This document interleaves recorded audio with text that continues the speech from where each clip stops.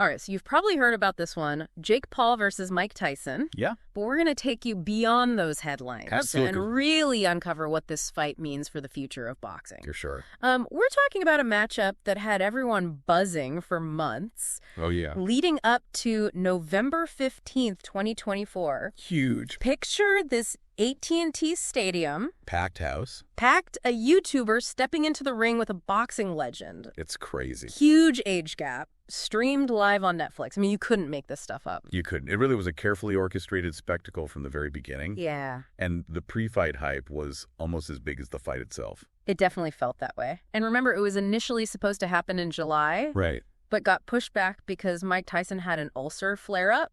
So you can imagine the tension building all those extra months. Oh, yeah. Everyone wondering, will it live up to the hype? Did it deliver on the spectacle? And was it even a legitimate fight? Right. What did each fighter bring to the table? To understand that, you have to look beyond the surface. Okay. You had Jake Paul at 27 years old, representing this new wave of influencer boxers. Interesting. His whole career has been built on social media, attracting a younger audience, maybe less familiar with boxing. Makes sense. On the other side, you have Mike Tyson at 58, the old guard. Right. A massive name with a legendary past. Yeah, some critics questioned if this was even a legitimate fight, Tyson being so far past his prime. Right, but you can't deny that Jake Paul has been steadily improving with each fight. That's true. And while Tyson is obviously not the fighter he once was, he's still Mike Tyson. He's Mike Tyson. There's a reason his name still carries so much weight. For sure. Plus, to address the idea that it wasn't a real boxing event, Okay. the undercard featured some serious talent. Okay. The Katie Taylor versus Amanda Serrano fight, for example, was for the undisputed junior welterweight championship. So for those newer to boxing, the undercard means the fights that happen before the main event. In this case, it showed this wasn't just a spectacle, but a full card of competitive boxing. Right. Okay, so fight night arrives. What was the story the sources tell us about what happened inside the ring? It really became a battle of strategy versus stamina. Interesting. Jake Paul's game plan was clear to use his youth and stamina to outlast Tyson, who, despite his power, would likely tire as the fight progressed. Uh-huh. And that's exactly what he did. That's fascinating because one article pointed out that Paul threw 278 punches throughout the fight. Wow. Compared to just 97 from Tyson. That's a big difference. I mean, that's a massive difference. It is, and those stats tell a story. Yeah. They reveal the strategic choices each fighter made. Okay. Paul went for volume, trying to rack up points with consistent hits. Right. Tyson, on the other hand, was more selective, looking for that one knockout punch. Makes sense. But as the fight went on, Tyson visibly faded. And those power punches just weren't connecting as frequently. So despite the age difference, it wasn't just a case of the young gun overwhelming the veteran with youthful energy. Right. There was a clear strategy at play. Exactly. And while some sources called the fight lackluster, I think that misses the nuance of what we saw. Okay. Given the age gap and their fighting styles, this type of tactical fight was to be expected. Okay, so now for the big question. Everyone's waiting for who won.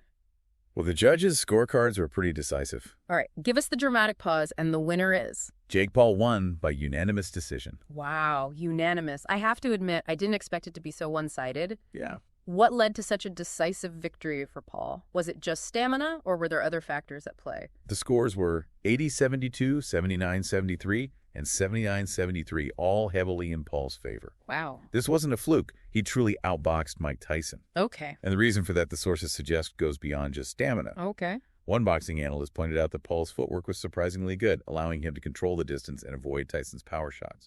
So it sounds like Paul really did his homework and came in with a solid game plan. He did, and you have to give him credit for that. He absolutely did, and I think that's where some of the mixed reactions came from. Yeah. Some people saw it as proof that Jake Paul is evolving as a boxer. Right. Others, maybe those more attached to Tyson's legacy. Yeah. Focused on his decline, perhaps unable to accept that the aging legend could be outmatched by a younger, less experienced fighter.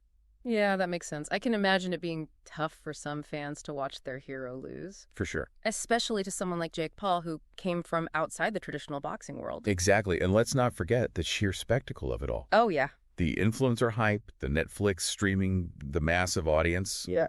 It all added to the complex mix of reactions. Speaking of reactions, one thing that jumped out at me from the sources was the talk about this fight being a potential turning point for boxing. Yeah.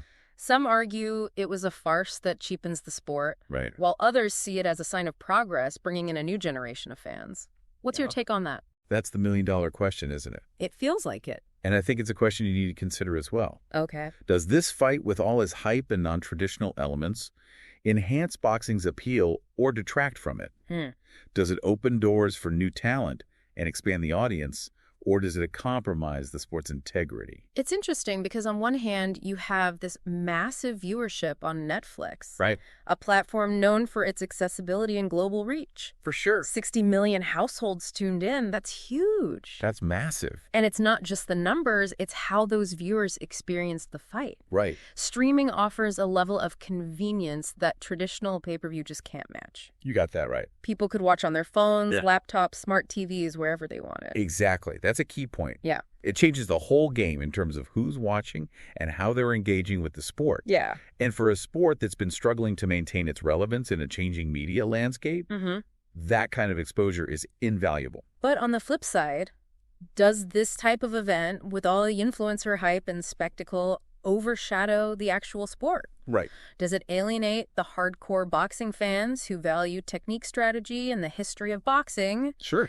Are we sacrificing substance for entertainment? It's a valid concern, and it's a tension that boxing has been grappling with for a while now. I see. This fight just brought it into sharper focus. Yeah. You have this clash between traditionalists and those who embrace this new era of entertainment-driven boxing. It's like that debate in music between selling out and reaching a wider audience. It is. Is there a way to do both? Can boxing evolve without losing its soul? That's what's fascinating here. This fight wasn't just about Paul versus Tyson. It was about boxing's identity in the 21st century. Okay. Can it balance the raw athleticism and technical skill with the entertainment value that attracts a broader audience? It's a tightrope walk for sure, but maybe fights like this, as controversial as they are, force us to have those tough conversations and figure out where we as fans stand.